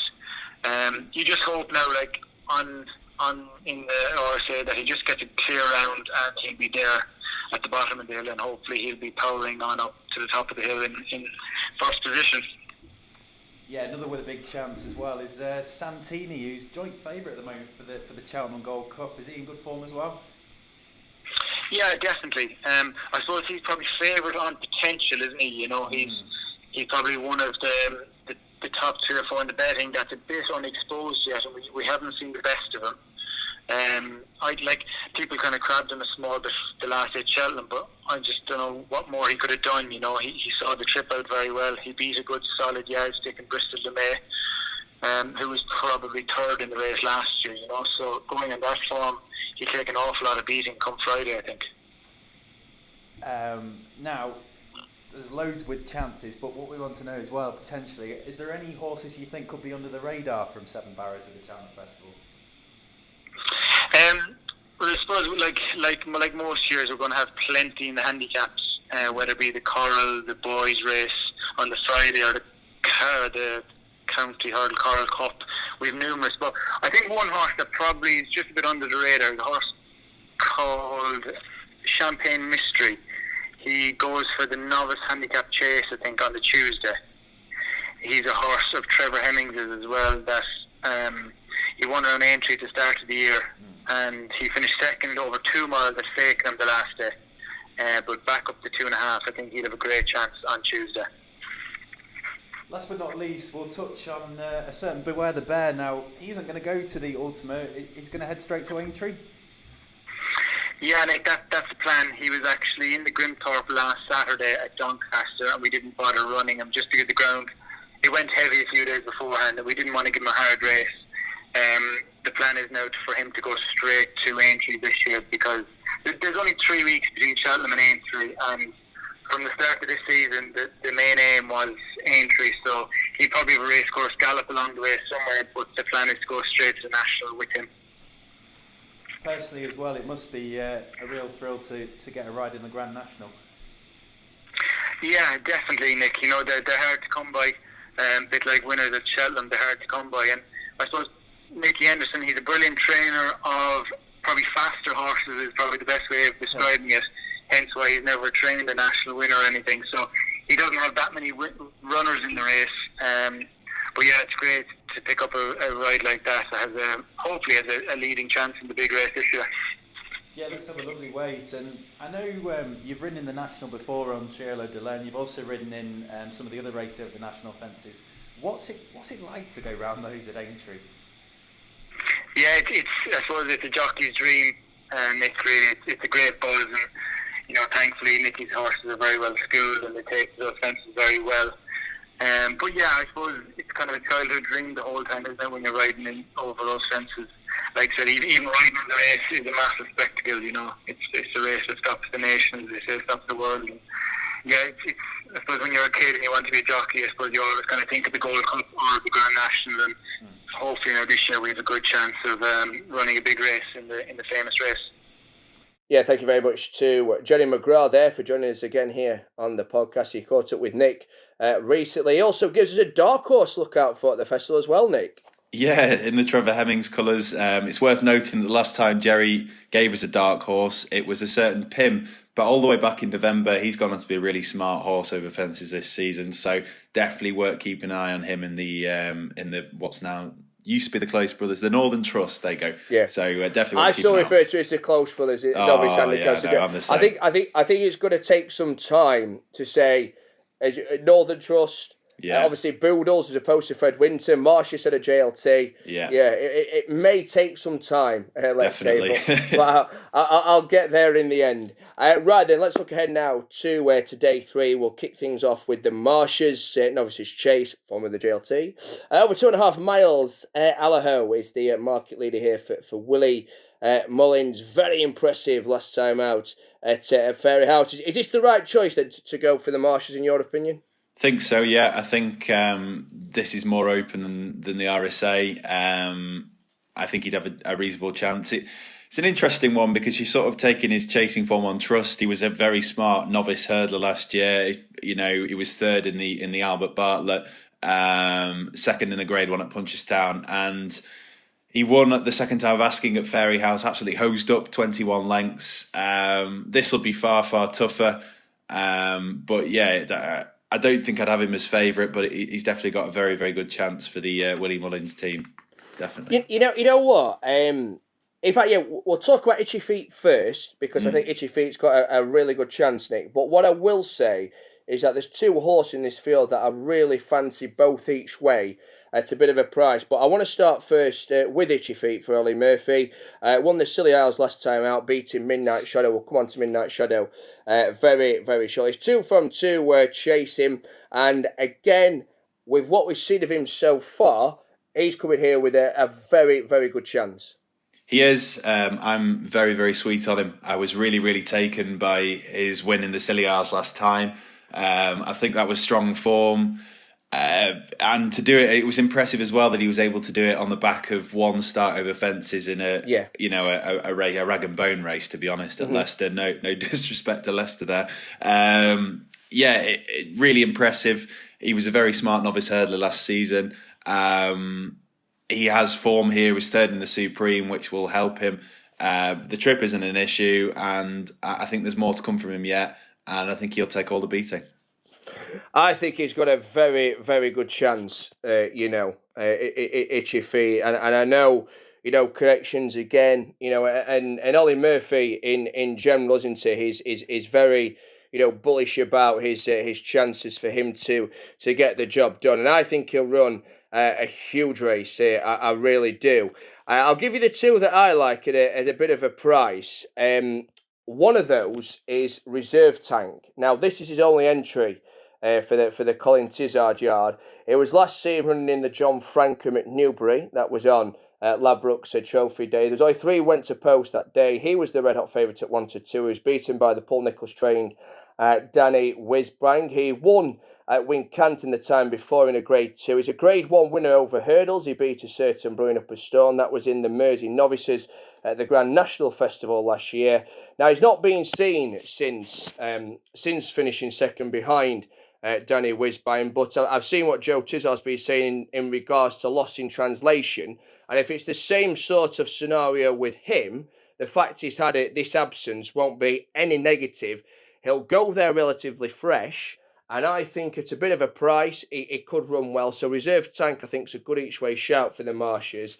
And then one that I do think will go well has to be the Silsmith trained Midnight Shadow. 25-1, I believe, only entry. We know this is where he's going. I hosted my own Cheltenham preview night recently. Danny Cook was on the panel. He said it's all systems go for him to run there. Got the C&D form. That was in the dipper. Second behind Itchy Feet last time out. Massively overpriced by the bookmakers. And I think he's got a great chance. And Danny was very bullish about his chance also on the evening. Massively overpriced. And you know what? I will go as far as saying, right, and I'll put my neck on the line here, but I will go as far as saying that Midnight Shadow is the each way bet of the entire festival, in my opinion. Very bold words, yeah. I think he's definitely got a chance, Bobby. And before we move on, I think it's worth touching on Fahid. Is he going to definitely turn up? The vibes are that he might not. Well, it's just obviously what people are saying in Cheltenham previous, obviously what have been hosted. But again, should he turn up for Heen the Machine? It would be some story, wouldn't it? A 12-year-old novice chaser. Yeah. Fantastic. Yeah, I would be as Scrooge, unfortunately, in that instance. I do think Father Time would catch up with him sooner or later. It'd be one hell of an ask to do as well as he has been doing here in a big field scenario in the Marsh. But I would be rooting for him. And hopefully, if he does turn up, he comes home safe. Yeah, most definitely indeed. Right then, we've touched upon the Ryanair, we've touched upon the stayers in previous podcasts. So again, we won't go too much into this in terms of detail because it has been on previous podcasts. Let's start though with the Ryanair, right? And I've said this before, and I'll say it again. Frodon, I think, will win it for a second year running. Yeah, Paul Nichols is bullish, isn't he? We had him on last week and he said exactly that. He thinks he's got a great chance. I would have to take him on because I have a love affair with Min that has gone disastrously wrong far too many times. I've fancied him like mad. You're staying faithful though. You're staying loyal. Well, you've got to, haven't you? You've got to. I fancied him last year, the year before. The big criticism of him is that he never seems to fire as well as he should at the Cheltenham Festival. But he's a top class chaser. Prior to his defeat in the Dublin Chase, he's been running really, really well. He won the John Durkan. I think 2.5 miles is his trip. This might be the year. Who knows? Just a quick word on Epatante as well. The market leader beat Chacon Poursoir last time out. That came over short. Cheltenham Festival winner in the past. That came in the Close Brothers Novice Handicap last year. Rightful favourite. Great chance. But I do think at the same time is beatable. And hence why I'm tipping Frodon. Yeah, I think this would be the right race for him. I can't remember if he still is in the Champion Chase, but I think he should be coming here. He's a 2.5 mile. He's been running really well this season, and his claims are obvious. But yeah, I'm taking him on as well. Long live the men. Stayers Hurdle. Now, we've talked about this in detail, which we have. You know, there's no two ways about it. We have talked about this in detail. However, we need to say, right, who finishes second to Paisley Park. Paisley Park, the red hot favourite, and literally they're queued up for places. So is the best way to play this, one, bet without the favourite, or go each way at something at a bit of a price that could sneak into a place?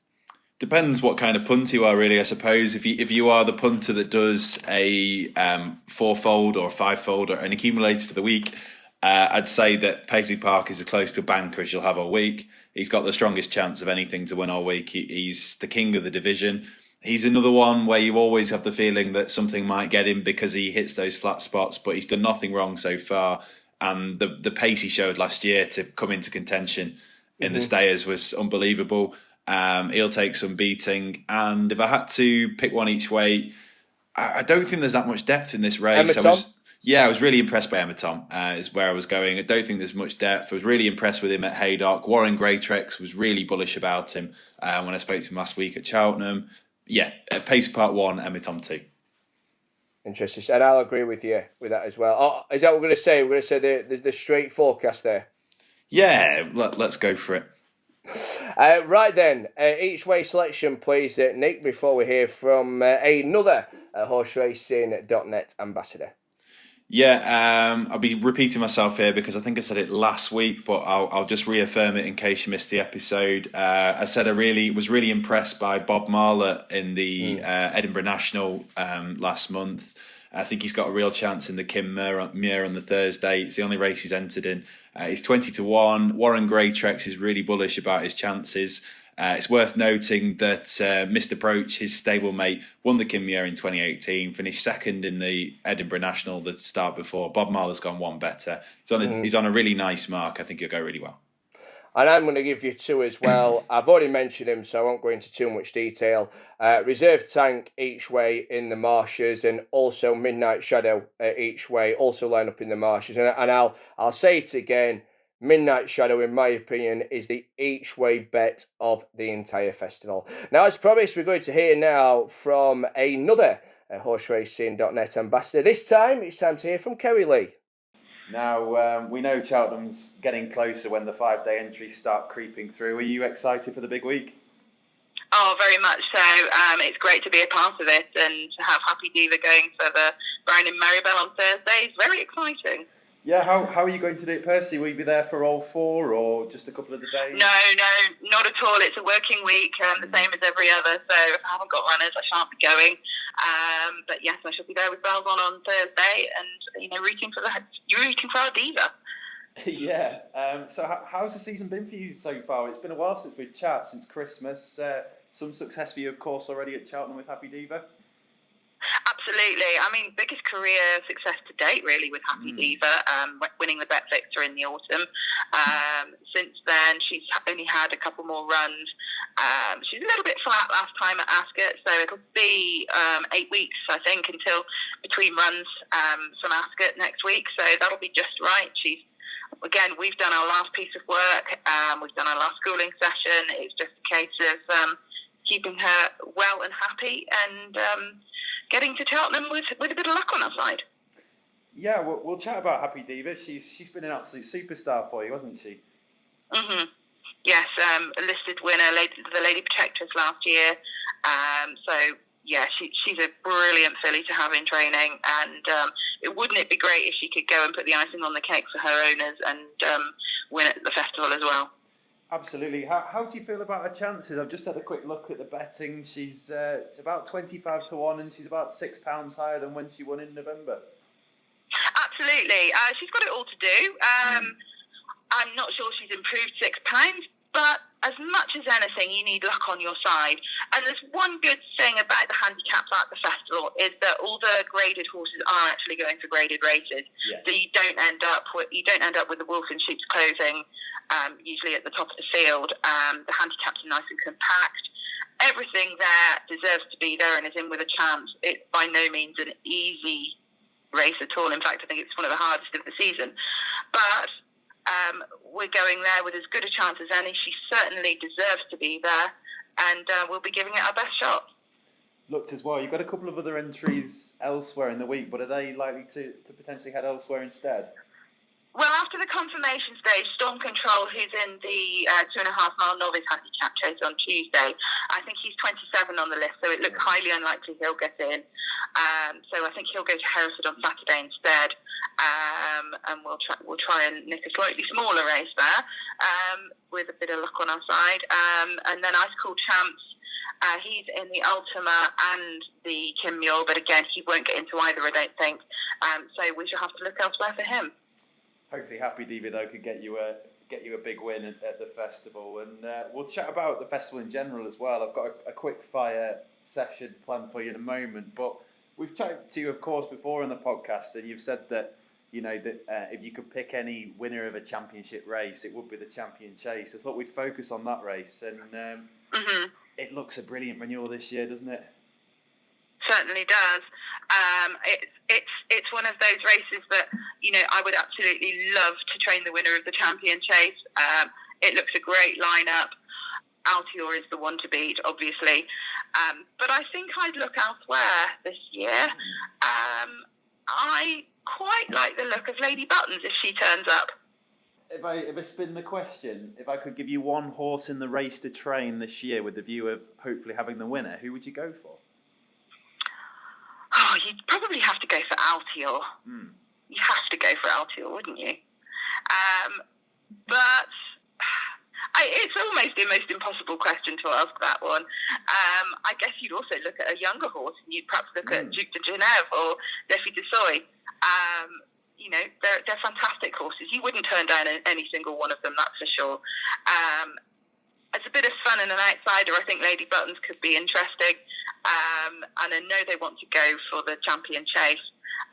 She was fourth in the mares race last year, so why not have a crack? But yeah, Altior, Duke de Genève, Defi de Soy, there's plenty to choose from, aren't there? Definitely. It's nice you picked out Lady Buttons as well, because she's cut from a similar cloth to Happy Diva. I think she's been so much fun for her connections and Phil Kirby. Oh, she's been amazing, and she pipped us at Doncaster at the end of last year, literally by a nostril, and she'd be a hand or two bigger than Happy Diva as well. And her owners and her trainer, they're all great fun-loving people, and they really put their heart and soul behind it. And with a £7 allowance, you never know. 2 miles, I think, is probably her trip. Why not? I think it's great that they're having a go. Yeah, definitely. And I think at the end of the season, when we do the recap of the year, I think that Doncaster race will take some stopping for race of the year, I hope so. It was good to be a part of it. Right, okay, so I thought ahead of the Cheltenham Festival, Kerry, I'd throw 10 quick-fire questions at you. There's no real rules other than try and answer them as quickly as possible, really. Okay. And I'm going to have a word with producer Seb as well, and hopefully we can get some dramatic countdown-style music while I ask them as well. Steady on that. So, it's focusing on the main races, so hoping that we'll have the format fitted, I'm going to count down from 5 and then we'll go. So, 5, 4, 3, 2, 1. Question 1, will Shishkin get Nicky Henderson off to the perfect start in the Supreme? Quick answers, no. I prefer Chantry House. Question 2, will Epatante win the Champion Hurdle? Yes. Question 3, Beanies' Year or Honeysuckle? Roxana. Question 4, can anything stop on Violin in the Ballymore? No. Question 5, will it be 5 festival wins for the Great Tiger Roll? Probably. Question 6, a Plutar, Min, Frodon or none of them? A Plutar. Question 7, is Paisley Park untouchable? Yes, he is. Question 8, will Solo live up to all the hype in the Triumph? I'm not entirely sure. Possibly not. Question 9, who wins the Cheltenham Gold Cup? Kenboy. And question 10, the big one, who wins the Presbury Cup, Britain or Ireland? Oh, I really hope it's Britain. Great to speak to Kerry Lee there, because we've actually had a big treat on this Cheltenham preview podcast, haven't we, Nick? Because we've had Ed Quigley on, we've had Jerry McGrath, and now Kerry Lee as well. Great to hear from all three. Yeah, great to speak to Kerry again. She's a regular on horseracing.net, has her own column, which is now live on the site. Go and check it out. Good update as well on Happy Diva. She goes in the plate on the Thursday, as she said, so hopefully a good performance from her. And nearly there now. Just going to look ahead to their final day, the fourth and final day then here. Let's start with that Triumph Hurdle. And I suppose the way to look at this and address this is that Solo was 25-1 prior to his winning that Grade 2 at Kempton towards the back end of last month. After that very impressive display, he literally went from 25-1 into the anti-poster market leader. But what I will say is he has got competition, in all fairness. Goshen is my nap of the festival, so I'm not going to go against him. So, I'm not going to change my mind now. And All Mankind, who was very impressive in that Grade 1 juvenile on Welsh Grand National Day for the Skelters. So has got competition, but the thing to take out of this, yes, it was an impressive performance by Solo, Nick, but the punters smashed him up straight into market lead after that win at Kempton. Yeah, it's going to be a fascinating race, this. It's difficult to know where to start, really, because we've got 3 very, very good juveniles. One of the stronger renewals of the Triumph I can remember, personally. And yeah, this Solo, it came from nowhere, really. I mean, he was a French purchase, powerful connections. So even before he'd run in Britain, he was 25-1, but he couldn't have been more impressive in winning the Adonis. He's now the 3-1 favourite. Whether that's right, I'm not sure. He's been given an official rating of 157, which, if you take it off face value, means he's £6 better than Goshen and 9 better than All Mankind. It also means that he's similarly rated to Pentland Hills and Epatante. So, in theory, he probably should be in the champion hurdle, taking an £8 age allowance. It doesn't work like that, obviously, but it's a huge rating. Whether he think it's a bit inflated, possibly. He probably should be favourite. The whole thing about this race is interesting, is tactics. We've got 3 who have won their races from the front so far, all 3 of the market leaders. Nichols is adamant that he doesn't need to lead solo. He said that they did it because it suited him for that race, but he switches off and he's very confident that they'll be able to sit off the pace. So that would play into his hands. I'd be inclined to take him on at 3-1, but the interesting thing is that all 3 have question marks, and Goshen, that, I mean, your nap of the festival, and it's not hard to see why, is it? You look and he's won all of his races by an absolute streak, hasn't he, Bobby? Yeah, and he did well over the flat as well, didn't he? He won at Brighton over 1.5 miles, Sandown, Nottingham over 1.75 miles. And the thing is about Goshen is that he's taken to jumping like a duck to water. He's been mightily impressive. I know the vibes from the Gary Moore yard. I know somebody's mentioned that Gary's apparently said, or something along the lines of, it's the best horse he's ever had. Which is a huge, bold statement, considering he had like the likes of Cider Grugy and that in the past. But for me, very impressive with what we've seen so far. I think he's got an outstanding chance in the Triumph. He is my nap of the festival, but this is where the opinions are coming as well. Now, I won't mention the person's name, but I've done quite a few Cheltenham previews, and somebody actually said on one of the previews that I did on the panel that he thought that Goshen was one of the lay of the festivals, which is very interesting. So again, it's all about opinion. I completely disagree with what that person said, and for me, without a shadow of a doubt, very bullish myself, he's my nap of the festival. Yeah, I think I can see the case for Goshen being a lay, because he's been wonderful. He's looked a monster so far. And I think as well, another point is, and this is no disrespect at all to the Gary Moore yard, I just wonder if Nicky Henderson or Paul Nichols trained him, whether he'd be an even money favourite for this race, Goshen. He's been really, really impressive. He's looked a monster.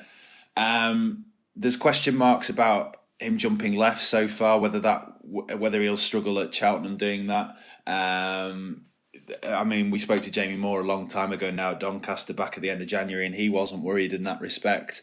But this is the Triumph Hurdle. It's a Grade 1 contest. It's a step up in class for Goshen. There'll be a big field. He's going to be lit up, and it's going to be a completely different test for what looks a pretty precocious 4-year-old in the respect of hurdling. So it's going to be a completely different ask to what he's had so far. He's definitely got the ability to win a Triumph Hurdle. It's just whether him and also All Mankind, who we'll come on to, can sort of cope with the day. I think that is where the case for taking Goshen on will come from. It's the fact that if he is a front runner, if he just lights up and explodes off, he'll spoil his own chance. All Mankind then.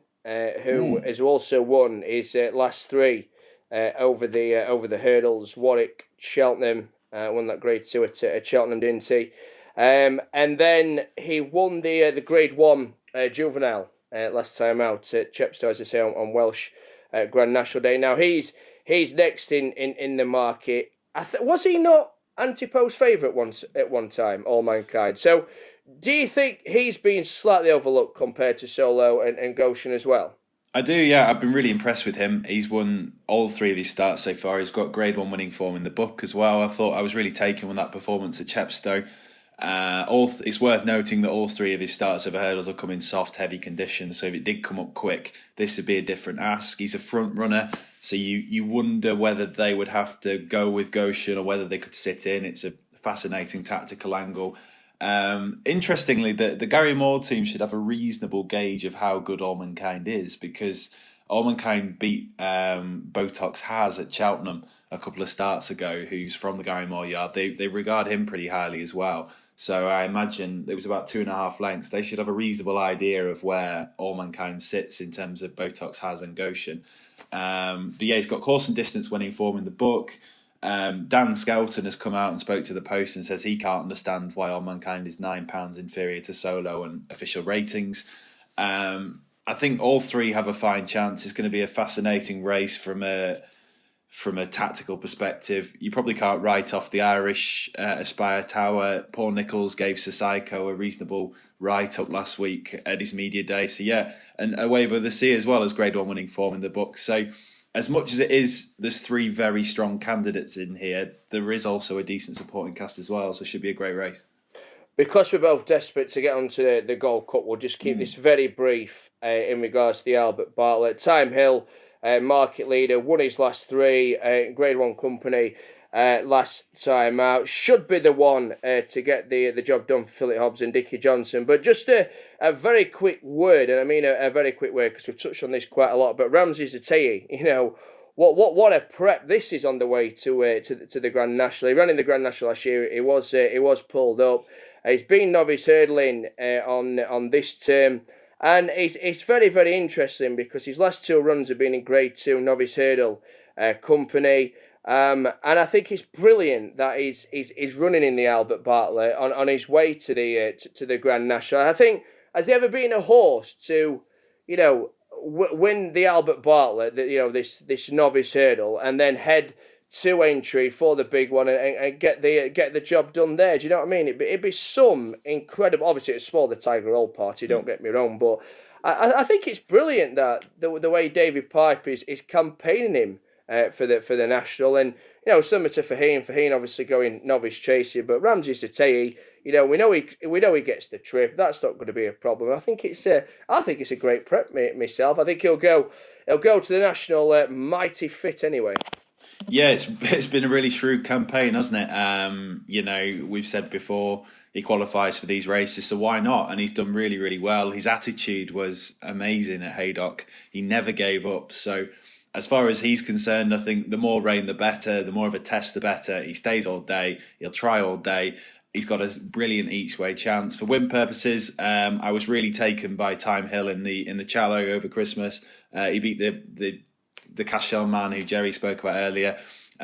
Jerry gave that a great ride that day. I thought the Cashel man, he tried to pinch it from the front and just found Time Hill too classy. I think they'll all find Time Hill too classy again. Let's talk about the Magnus Cheltenham Gold Cup 3 over the extended 3.25 miles. What a wide open renewal. Now, I've said this at every preview night, so I'm not going to, you know, shy away or change my mind or anything like that. And I'm going to say that I don't think Santini will win the Gold Cup. I respect the fact he's the market leader, but I can't see Santini winning the Gold Cup. I think there's plenty more. Building yourself up for a big downfall, I think, here, Bobby. Why do you think he'll win it?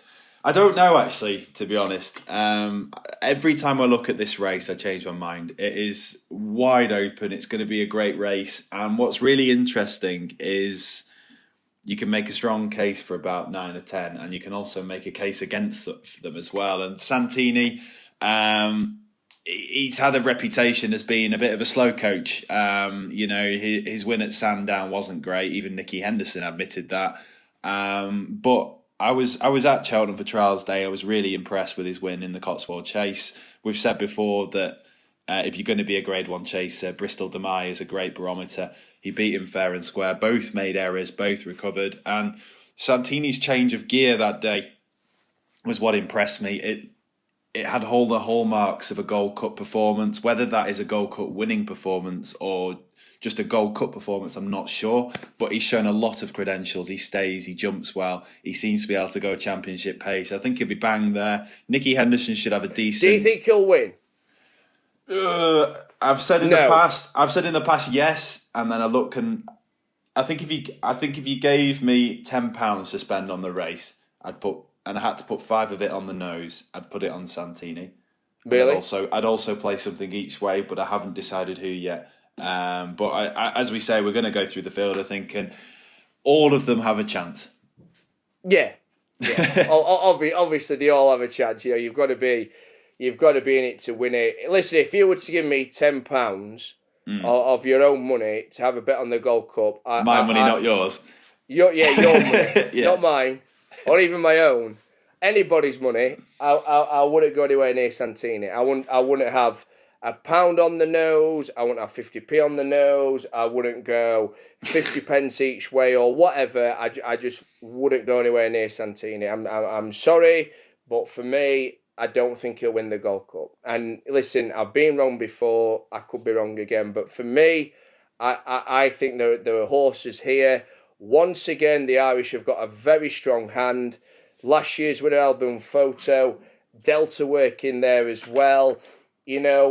Kenboy, the Punchestown Gold Cup winner. I think if Presenting Percy, on his beloved Cheltenham, I know it didn't quite work out for him 12 months ago, but prior to that, Potemps winner, then went on to win the RSA. If he, enjoys himself again, if he, performs to perfection on that day, I think he'll be bang there as well. And I'm sorry, but I just can't have Santini. That's just my own opinion. Who's your idea of the favourite? If you had to pick one to beat, who would you say deserves to be the favourite for the race? Album Photo. Album Photo, last year's winner. Yeah. I think if you're looking for the favourite, I think Album Photo ticks all the boxes. The one that stands out to me at a price, and I think is huge, is the one I just mentioned there, Presenting Percy. He's the one I think is a huge price. And again, I think each way completely written all over it, and I hope he performs, really well on the day and gets the job done. I think Patrick Kelly, didn't Jim McGrath give a stat with him that he's 3 from 4 at Cheltenham as a trainer? Obviously, 2 of these Maldini, was with him. didn't he? Yeah, Maldini won the festival. Yeah. But the yard is obviously massively out of form, which is a huge concern. Don't get me wrong, and we need to take that into the equation as well. But I'd have Album Photo as the favourite, and I think Presenting Percy is massively overpriced. Yeah, I suppose Album Photo is interesting. The thing that puts everybody off is the preparation, because he's had one run so far this year. Obviously, Which was good. It was, and it did him no harm last year. It was the same race. He won it by exactly the same distance. He'll come in with exactly the same chance, I imagine.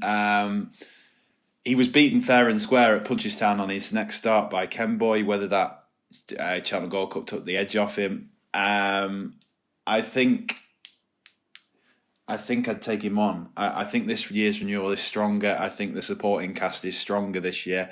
The one who's always forgotten, I think that he doesn't get the credit he deserves, is Delta Work, because he's a dual Grade 1 winner. He's beaten Kenboy in Presenting Percy twice, fair and square. There's still that lingering feeling, because the way the other two have been campaigned, that he has to back it up, which might be unfair. He made lots of jumping errors in the RSA last year. So I suppose, all right, we'll have to take him on, but where do we go? Lost in translation. If you go back to November, me and you were saying he was a second coming when he won the Haydock race. And then he clearly wasn't right at Kempton. He's come back. He's going to come back here. The vibes from the Tizzards are that he's firing again. Very strong. So, I mean, do we consider him? He's going to be suited by Cheltenham and the test that the Gold Cup poses. Paul Nichols is extremely bullish about Llandys Obo. There's a theme here. Paul Nichols is bullish about everything. He's adamant that he's learned how to train him now. He crucially had a start between the King George and the Gold Cup last year at Ascot. He hasn't this year. He comes straight to Cheltenham. He says you can't over race him. He'll come here fresh. He doesn't think that the trip will stretch him. He doesn't think that it's a case that he isn't suited by Cheltenham. So Llandys Obo, there's a case he made for him. And then Ken Boy and Presenting Percy are slipping under the radar, aren't they? Like as you've just said, because they've both been shaping as though they're being campaigned for this race, so they've been building up to it. Ken Boy probably has caught the eye more than Presenting Percy because he's had one less start. He'll strip fitter. There's a feeling of unfinished business about him because he unseated at the first in this last year. He was devastating at Aintree. He beat Albion Photo fair and square. If he's completely to the boil this time, he'll have a leading chance. And Presenting Percy, you could say similar, really. I think push is more come to shove with him this time. He's going to have to be... We've been saying the same thing about him for a long time now. Like, oh, well, he's a very, very good horse. Now's the time to show it. And then after that, I mean, that's 8 horses who are all, within the 10-1 mark. That's how open this is. And I will say as well, I don't think he's a bet or worth backing, but I think Bristol Demai is overpriced at 25-1. I think that is a bit unfair on him, considering that he was only beaten 3 lengths by Santini at Cheltenham.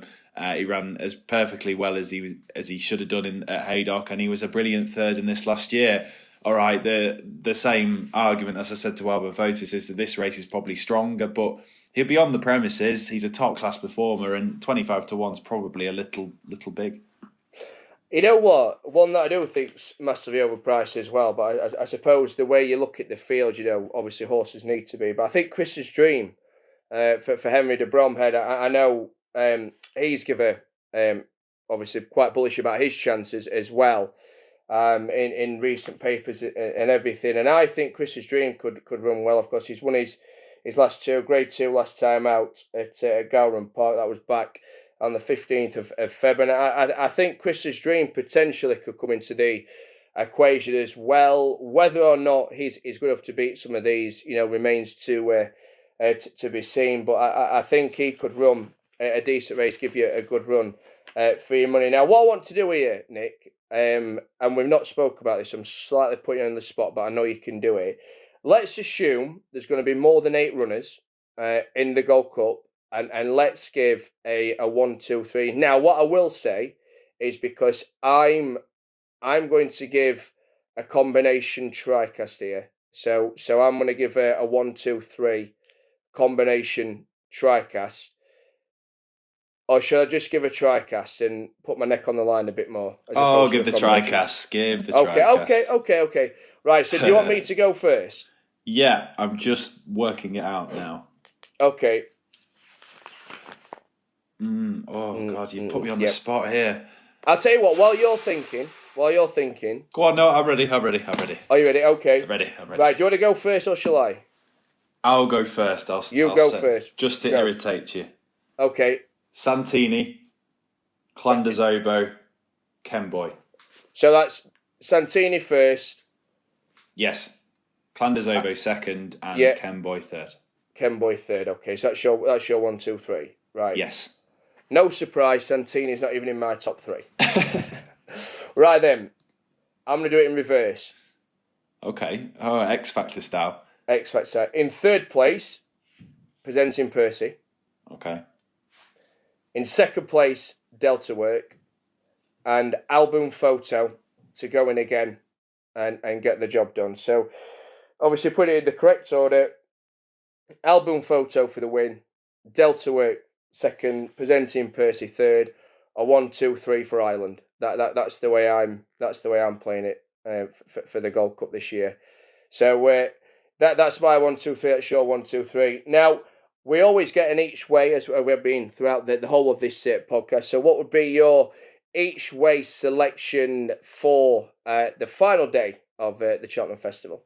What I will say is as well, we've both given our 1, 2, 3s. If you want to join in, head over to our YouTube channel, find the video, comment below, and if anyone can crack the 1, 2, 3 for the Gold Cup, we'll think of some sort of prize for you, because that'd be one heck of an achievement. And to add to that as well, Nick, do you agree or disagree with me? Santini will not win the Cheltenham Gold Cup.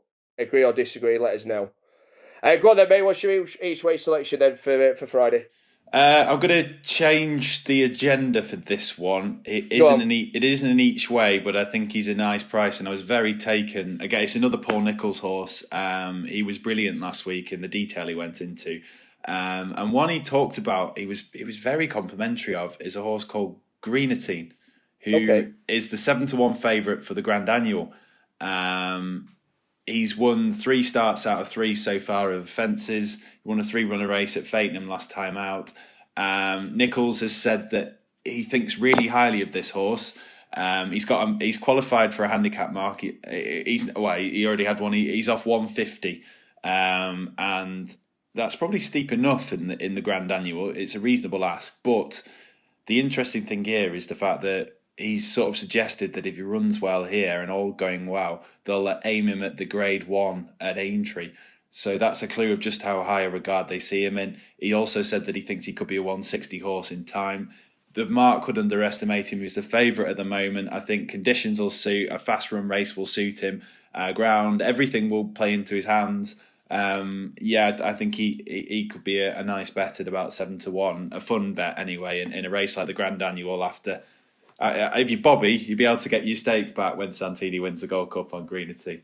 Nah, like what you did there. Anyway, presenting Percy each way, I know I've already I'm not going to go into it again, but I just think each way presenting Percy for the Gold Cup.